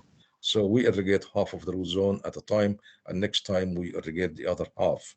And by this, we could save about 26% water using the PRD compared to the conventional drip irrigation, and the 44% water we save when we if we use sprinkler irrigation instead of drip. And also there are some parts here in ICID where this actually in India by Dr. Soman shows that we can produce rice with drip irrigation and save about 66% of water and 52% of energy. So this is very promising, especially rice uses a lot of water and also produces methane, which is greenhouse gas. Also, another thing came now recently is the use of nano irrigation. And nano irrigation is drip irrigation, continuously irrigating and moistening the root zone at a very low rate. And next slide, please. And this here example of one of those nano irrigation systems. It is semi-permeable membranes, subsurface, and you could actually use that system to save a lot of water. And it actually saves a lot of water. Almost efficiency goes up to 95% compared to the surface irrigation. Next, please. And also there is something new now. It's called ultra low flow or ultra low energy drip irrigation system. And you can see here from the slides the conventional drip irrigation would allow some percolations, while the ultra drip, because it's very, can you go up again? It gives you only flow between 0.1 to 0.3 liter per hour, while traditional drip irrigation between 2 liters to 4 liters per hour per tripper. So you can see here it is very slow and very low irrigation release, and that would actually prevent any deep percolation and keep the water in the root zone moist at most of the time, and that can save up to 30% of the water. There's another thing that came also new, which is something they call it varying irrigation rate. So it means that you don't irrigate the land, especially with center pivot, with the same rate. So you irrigate more in the area that needs more water and less for the areas that, like the ditch here, if the ditch is in between, you don't irrigate that, while you can have a heavy soil maybe needs only 50%, or light soil might need 100%. So the span of the sprinkler is adapted to have a different application rate.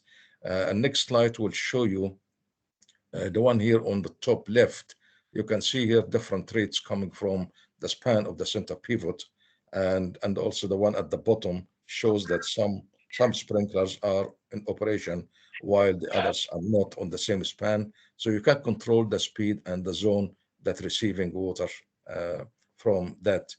So that's a new technology and can save a huge amount of water. And also you can control the amount of water by aqua cards. And also in Australia right now, they have a water bank where farmers, they can trade amount of water with a certain quality with the others if they don't need that water or they would like to use it at some other time. There is also drip irrigation at low cost and low tech, but it gives the good results as well. So you don't need really to always think about the cost, because you can do that with a low cost, especially in Africa. And if you go to the next slide, please, and you can see also it's working. And you can hear, this is example from India, where also small scale, low cost, low tech, added now solar panel to produce the energy for that. So the next slide, please, is about increasing water supply, and we are harvesting water to increase the supply at different scale, from the roofs to micro catchments to macro catchments. Next, please. We are harvesting also rain by from the clouds by cloud seeding using silver iodide, and this is now started to be widely used in India, for example, and some other countries. And now there is a new research here in the UK.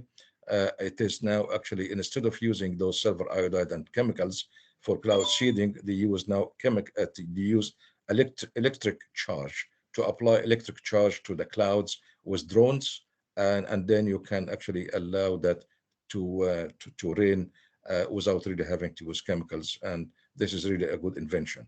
The other method of increasing water supply is by having those vertical mesh to collect the fog, and this is really in Latin America right now is in big use.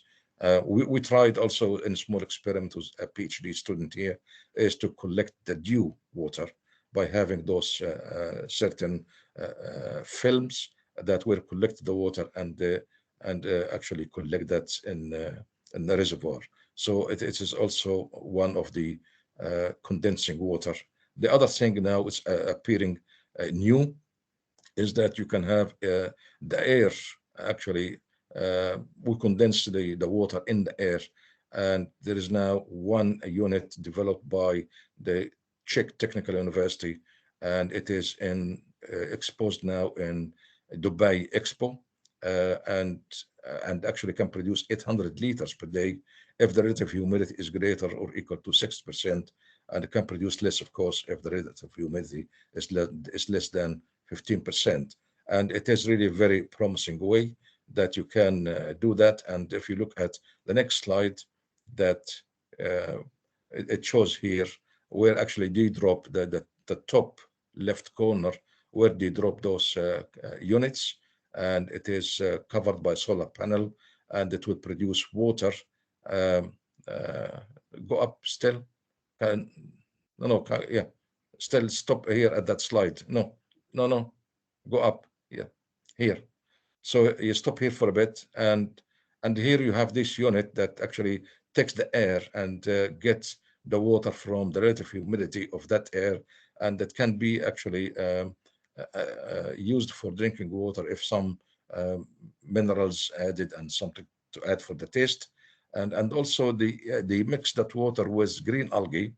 And that picture here, we have the green color. It is a green algae mixed with the water, added to the desert, the sand soil of the desert, to allow the water not to percolate, filtrate quickly through the sand, and also it gives a more water retention to the soil, and also it is nutrient on its own right. So this actually something would go nice with desert areas, and with air only, and you can actually obtain the water from the air. You can also harvest the water over the greenhouses, roofs, and then use that back into irrigation of the greenhouses. Next, please. Land management, also you can make those zays or holes before the rain comes, and then the water is harvested into those holes. And also you can have bunds to receive the rain when it comes, and to irrigate the trees. Next, please. And also you can have them water harvested in mountain lakes like this one here, and we managed to do that in Tunisia and North Africa and Lebanon as well. Check dams, and also you can harvest the water and store it under the ground. And the right side here shows something Brazilian underground dams, where they divide the land into sections, and they isolate those sections by plastic sheets. So when the rain falls between one section, it will remain within that section. So that's another way of hiding the water under the ground, or you can have simply on the left side here, you can see that artificial recharge to the ground water, where you can direct the water to go through vertical shafts to the groundwater. Increasing water supply by non-conventional water resources is also important, and especially in the area. One of the most important water resources is saline water, and it is most of the water really in the world is actually saline water, is 99%. So we have been trying to use saline water to grow tomatoes in Egypt and in Syria by the help of ACSAD as well. And also we have been using that in Malaga, cherry tomatoes and greenhouses. And also we use the saline water to grow quinoa in different countries, Turkey and Italy.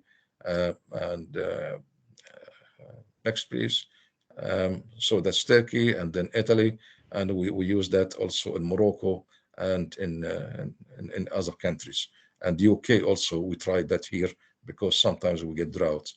The other also, another non-conventional water resource, agro-industry. Agro-industry wastewater is a clean water. It has no heavy metals and is very safe to use for irrigation. And we have been using that in so many places, one of them here in India. The sugarcane industry, we use the wastewater to irrigate, and we use that water also. Next, please, through filters, and then we get that to the fish pond, and we can grow fish there from that wastewater of the sugarcane industry. And from that fish water ponds, we can take the drainage water of the fish ponds to use it for irrigation. And we use that with experiment from Egypt here, National Research Center, and it was actually one of the best paper in 2017. And the other thing here also, we developed a small scale wastewater treatment for small communities, decentralized. So it's not really related to cities of those water collection. And this is really the way forward for new communities and away from cities. So we have been using we have been using wastewater containers by the help of Danish company, Grundfos. And these containers, the wastewater would go from one end and comes out of the one end after the treatment and ready to be used for drip irrigation. So this is decentralized system also can be used. The other thing is as well is we need to accurately estimate the crop water requirements.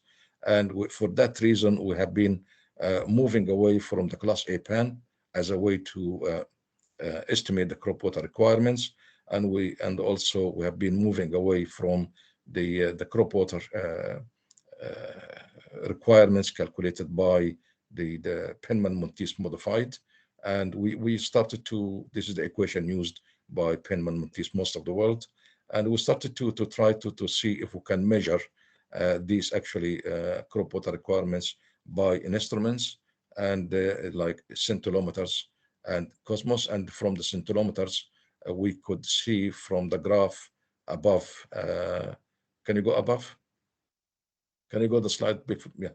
And here in that graph, you can see the crop water requirements here is almost 50% that we measure compared to what we calculate from the Penman-Monteith modified. So measuring the actual evapotranspiration by any way of measurements actually can save up to 50% compared to the calculated crop water requirements. We also used Cosmos rays to measure the soil moisture content at the scale of 300 to 700 meters radius. It gives us one integrated value and avoids the variability of the soil moisture in the soil. And from that, we calculate the soil moisture deficit. And if you go to the slide below that, you can see the top here, the soil moisture content, and it very much reacts to the rainfall, the middle plot. And then we calculate the soil moisture deficit, which is the amount we should irrigate with, which you can show here that with the Cosmos, we can identify the days that we don't need to irrigate, which is the red color. And the days that we don't need to irrigate is the green. And when we have a yellow or the amber, then it is mild stress. We don't need to irrigate. So we could use Cosmos to accurately estimate the crop water requirements, and it can also save a lot of water. Use of non-conventional crops is also important because these crops that we encourage less water-consuming crops, and also we use drought-tolerant crops and salinity and so on, like quinoa. Quinoa, one of the crops that's really drought and salt tolerance, especially if we don't have much water. So that would be a good option. Field and the crop management are also important for water management.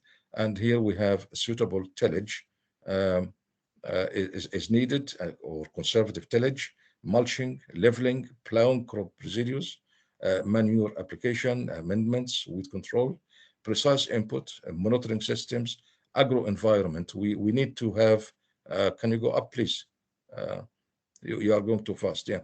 So here, and that, we have here the Ministry of Fisheries and Agriculture encourage farmers to leave a wild strip at the edge of the field, and that wildlife flowers strip would encourage pollination and also would increase the yield. Next slide, please. And the tillage here is actually, it's a shallow, very shallow plowing. There is no deep plowing here, and we leave the residues here, and that would reduce soil evaporation, so it would keep more moisture in the soil, increase the organic matter, reduce soil erosion, and reduce also the agrochemical use and improve wildlife. Next, please. So that's also another example of mixed cropping works better for farmers, and you got a bigger yield by mixing croppings and also having that wild strip at the edge of the field. Next, please. Next. The other thing here is that there is a problem now with the can you go to the top of the slide? Yeah, we need biotechnology, and the biotechnology is really missing, and some rationale behind that is the loss in plant biodiversity and the plateauing of cereal yields. Next, please. And if you look at that slide here, on the beginning of the century, we had about 408 tomato varieties, and now we have 79 only. And if you look at the lettuce here, we had 497 at the start of the century, and now we have almost 36 type of lettuce. So we are having a loss in biodiversity. Next, please. And that's actually led Darwin to say it isn't the strongest of the species that survive, nor the most intelligent, but the one most responsive to the change. Next, please. So we need actually to improve the resistance of the crops and the tolerance to abiotic stresses, heat, drought, wet and cold, nutrient deficiency, in addition to the biotic stress. So crop management and biotechnology, we need to develop new crop varieties with higher yields per unit of water, and crops with comparable yields, but shorter growth period. We need to develop crops with heat. Oh, can you go up still? We need to develop crops with drought and salt tolerance. We need to improve the C3 efficiency plants to the level of C4 plants.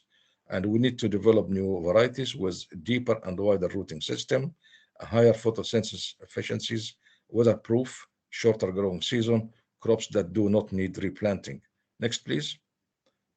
So this is an example here of maize grown in Canada with the help of biotechnology, and that can also finish the whole growth cycles in 2 months. Another slide shows here that there is a hybrid between Belgian and Australian durum wheat that has now a new variety in Australia that actually quite salt tolerant and drought tolerant wheat. Next, please. The nutrient management, we have a limited quantity of potassium and phosphorus. And if you go to that here, next, please. So that's the potassium that we need. It is mined. We don't really produce chemically that potassium, but it has to come from mines. And the number of countries here they have potassium are very limited. There are about 4 or 5 countries they have most of the potassium.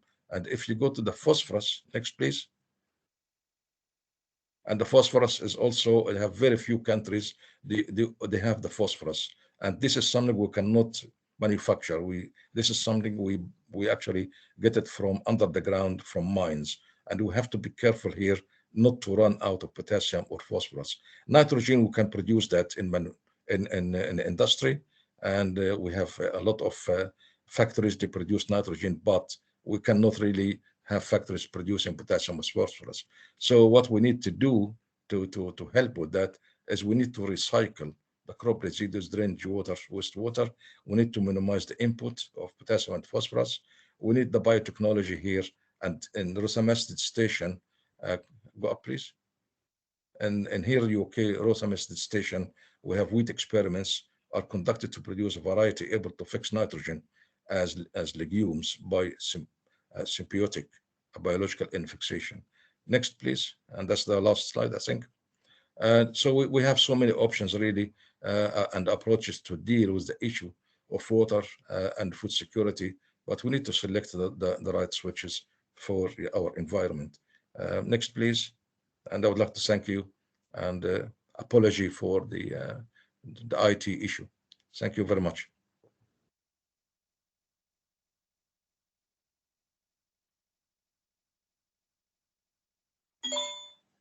Thank you, Dr. Ragab, for the comprehensive presentation.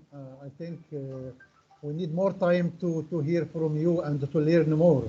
And we hope that in future we can have in details more training about all this,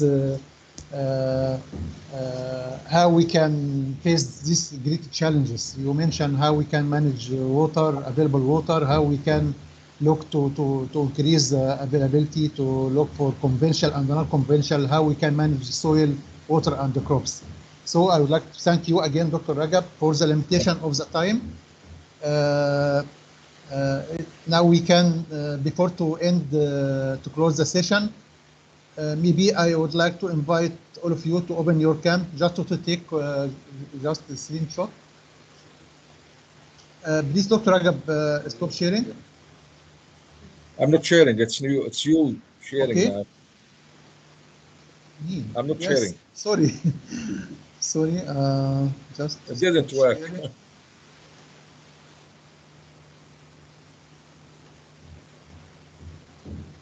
Yes. Okay. So now we can have just screenshot. The total participant now about 96. So we have now, we can take